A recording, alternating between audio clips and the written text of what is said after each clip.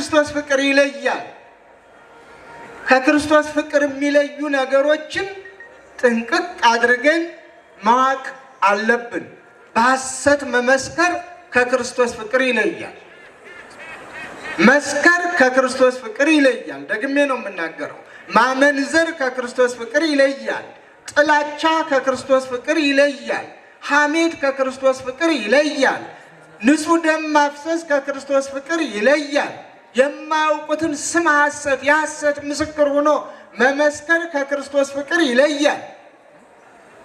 በሌላ መልኩ ምክንያቱም ክርስቶስ እውነት ነው። ክርስቶስ ፍቅር ነው። ክርስቶስ ሰላም ነው።